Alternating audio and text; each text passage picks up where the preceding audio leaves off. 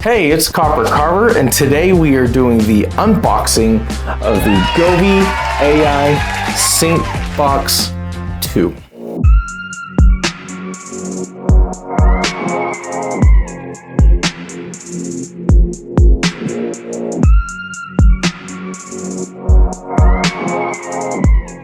Real quick, I have quite a few steps in this video. I'm going to show off some scenes. I'm going to show how to put everything together. So I will try to put some numbers, some minutes up, if you need to fast forward past some certain things. So yeah, enjoy the video.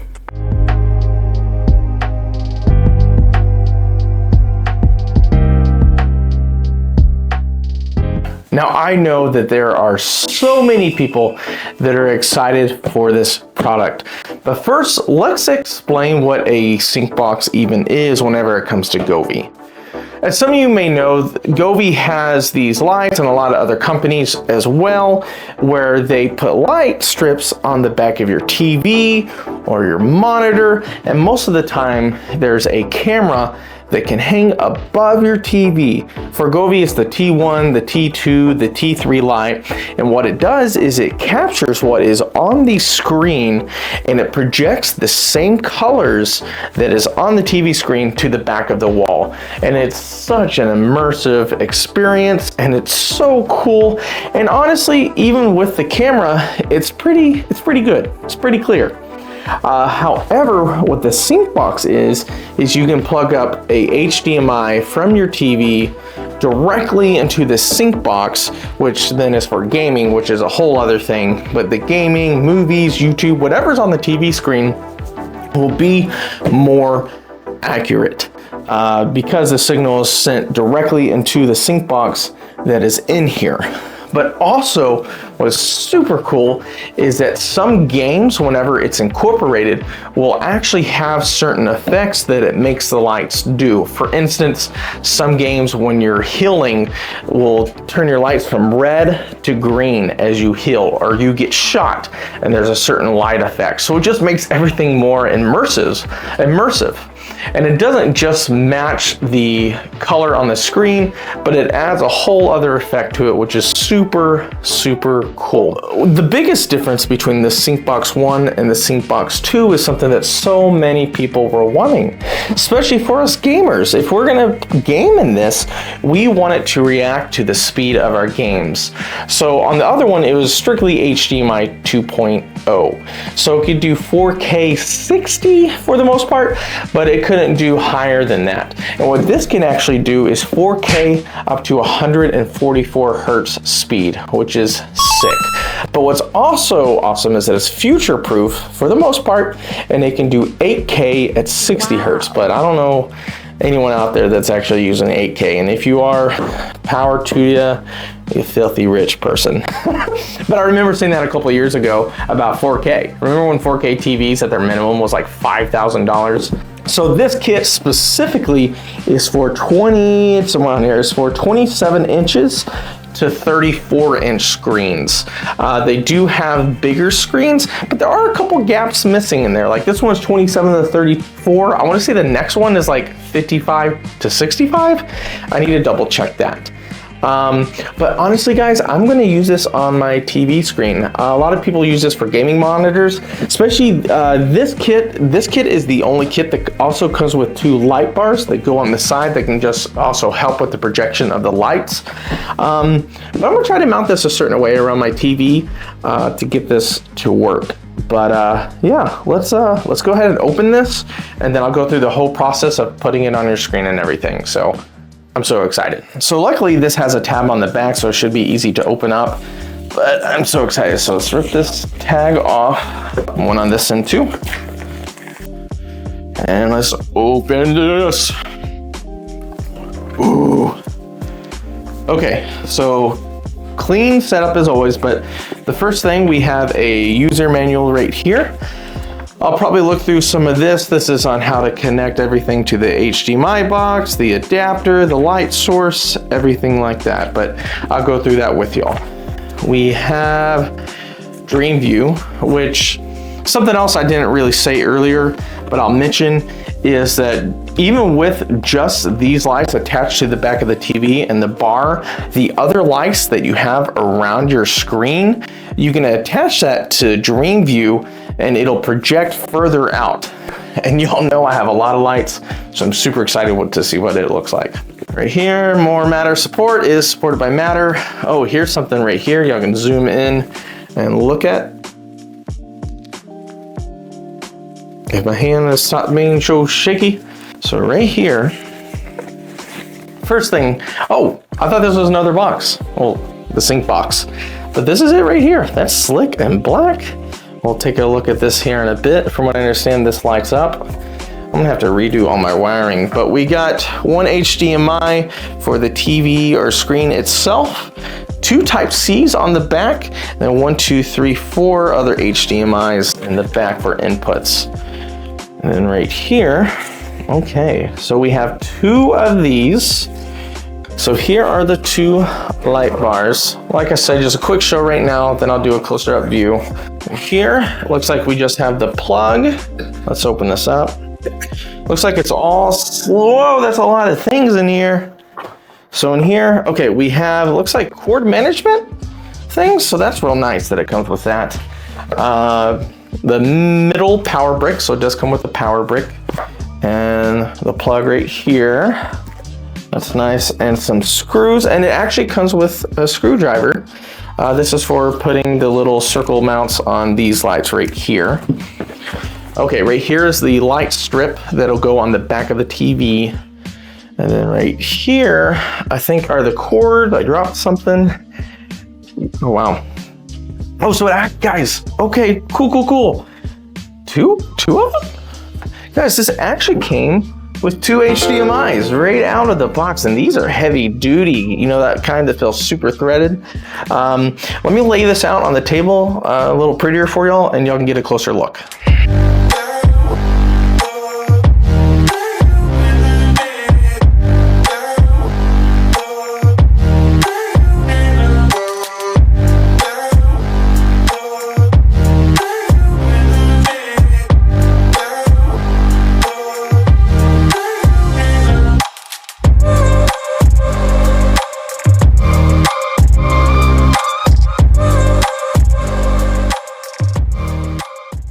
Okay, so what I'm actually going to do is I'm going to take these 2 little light bars and I'm going to attach the stands to it. So let's do that real quick. So it looks like you just take this off. So it does have a little sticky adhesive to help it stick. And I'm guessing it goes, okay, so there's a little shape right here, like this. Cool. Oh, you can push that in too. So I push that in. And I'm gonna get the screwdriver. The little screws that actually come with it. So it actually comes with some extra ones. I'm gonna screw this in here real quick. And then we will do the same thing for the other one. All right, so those are now in. Okay, so now that I actually got the light bars here standing, these are pretty tall. I guess that these are probably 14 inches or so. I'll probably have that pop up on the screen to officially tell y'all. And as well as the sync box, I'd say this is like 8 inches. I don't know. I can double check that and have that on the screen though. But now what I'm going to do is I'm actually going to get my TV over here and we're going to look at how to put the strip on the back of it, and we'll do that together. Okay, so I now have my TV laying on a very fluffy blanket to not scratch it. Quick side note, I don't know if any of y'all saw some of my last videos, but I just recently released one where I actually just got a brand new 32-inch TV that is actually 4K. It's a 32-inch 4K 60 hertz TV. So I'm actually going to put the light strip around this. But my main TV right here is a LG C1, and that can do like the 4K 120 and all these other crazy stats that are on it. So I'm either going to move this sync box back and forth, or I may eventually get another one. I probably will have an extra extension so I can game on this one too. However, this will probably go back and forth, or like I said, get a second one. There are buttons on the side. I'll have to see what that is. But yeah, let's go ahead and attach the light to the back of this. Also, a quick side note, whenever I said that this comes with clips for cable management, these clips are actually to go on the back of the TV to hold the wiring down, especially where you kind of have to do some twisting, which y'all will see right now. Okay, so I am now going to attach this sliding strip to the back of this TV. Let's go. Middle, other edge. Okay, so I'm gonna attach this one. It says to press firmly, so I got this one. Okay, right there. That's really on the edge there. Okay, then I'll get the clip here in a bit and we'll hold that down. And then we'll get this one. Make sure this is right. Okay, it's right here. This will be perfect for in the middle. Push down firmly. Right here. If you're wondering what this is a mount that I have that's supposed to fit flush on the wall. And there we go. I'm gonna press down firmly again on all of this.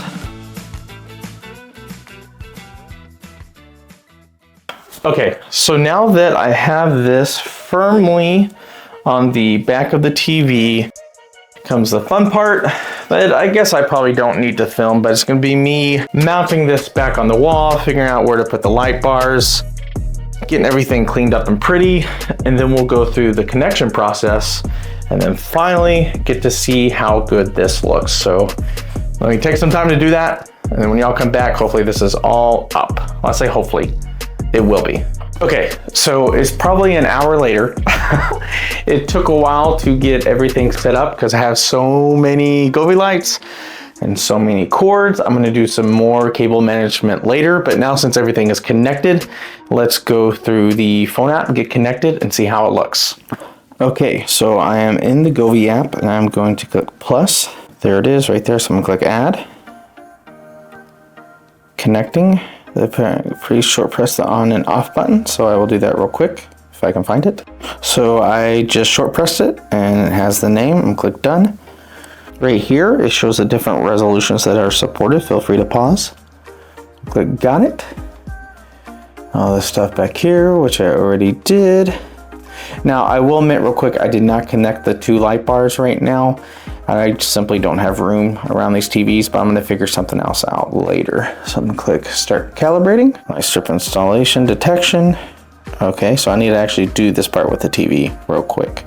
Okay, so I got everything connected. It was a bit of a challenge at first, but there's just some calibration, and this is the main screen that we come to. I'm just gonna kind of go over a couple different things here. So the first thing you see is video mode, which whenever you click on that, you scroll down here. And that's where the first little section right here on the top is, okay, sorry, I just went to New York City and new trends for walking. Sorry about that. So like I was saying on the top here, you have solid, all the same, solid, varied, whole bar, and bar segmented. So these are different options that you can have right here. You got your saturation right below that. That's where you can kind of change the colors to be more accurate. I know sometimes I have to come down on mine. Sensitivity, I had to play around with this. So what this is to change how sensitive it reacts to the colors on the screen. In other words, if you have a nighttime screen, I put the sensitivity up. I know it sounds kind of different, but I put it up. And whenever there's a black screen, there will not be lights on. Whenever I had it the opposite way, it would still be light behind it. You have your relative brightness, your color calibration, sound effects, black bar elimination, different things like that. I'm going to jump to a couple other things before I come back to some other stuff. So you have your colors right here. This is where you can do just the, just typical colors in the background right here. You have your scenes. Typical scenes, I'll admit I don't use scenes that much whenever it comes to TV lights. I normally stick with just the video function, but you can see just a couple different ones here. I'll probably record some videos of a couple different ones. You have your music modes right here. Typical looking music modes, your DIY, which you can create effects and find others that people create. Now going back to the main menu on the top right, not the very top right, but you'll see me affecting right here. You can actually turn on and off the sidebars or the middle. So you choose which ones you want to use. Now I am only using the TV right now, so I would turn those off. Just to the left of that, you have your HDMI ports. So this is, where you connect your games, your Roku device, your Fire Stick, different things like that. So it's important that you switch between those. Now, the AI identification, which is right here. Whenever I click on that, you'll see right here, these are the different effects while playing games. Your search, level up, build not allow, skydive, victory. These are different things that you teach the Sync Box essentially to recognize when you're playing games to have certain light effects. But you see right now how it says game model above that, and it says Fortnite model. So there are a couple of different games here that are actually already saved in, which is really nice. You have your Apex Legends, Battlefield 5, COD Warzone, a couple different ones here, Dota, Fortnite, Horizon 5, Overwatch 2, PUBG, Valorant. And these will have built-in reactions of lights depending on the action that happens in that game, which is super cool. So I'll show some of that. But honestly, it was a bit challenging at first getting this all sorted, but honestly, once I have it figured out, it's pretty self-explanatory. So super easy, and I like it. Something else that I forgot to show y'all is how to set up the movie watching dream view, where you connect all your lights. So right here where it says movie watching dream view, I'm going to click on this, and I made the AI Sync Box the center of that. You can see down here I already connected a couple different of my lights that are best set for it. So if I were to click manage device, this is the list of different devices I can have, and you can have up to 10 connected to dream view. I'm going to go back in area setting. This was a little tricky to figure out. So right here on the bottom, you can see that there are different areas marked out in accordance to your TV. So for instance, if I go look at table lamp and I look down here, I'm going to click on table lamp, and then I choose the number with approximately where it's at. So I have 9 because it's kind of on the corner right there. So that's what I clicked on. So that's something that you have to go through and kind of set up with this. And then right there, you can see in dream view, you can still add the AI for your gaming and things like that, brightness, and everything else is essentially the same, but I forgot to mention that.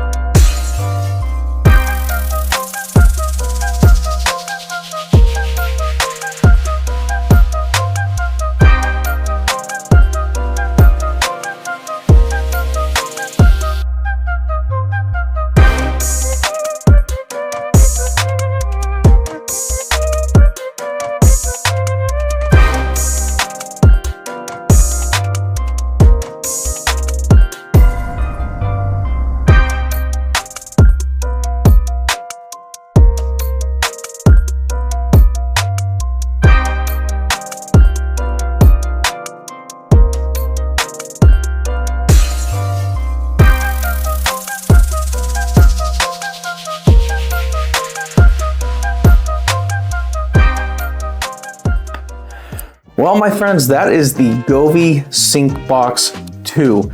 Let me just say that there is kind of a big learning curve at first, and it's almost kind of overwhelming and stressful whenever you look at everything, but once you get it figured out, it's pretty simple.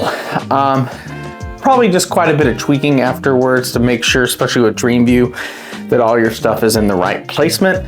I want to say, looking at the price, this ranges between $240 and $280, I believe, based on the size that you get. We'll provide a link in the description below to the product, either on Amazon or the Govee website. The gaming effect is super cool.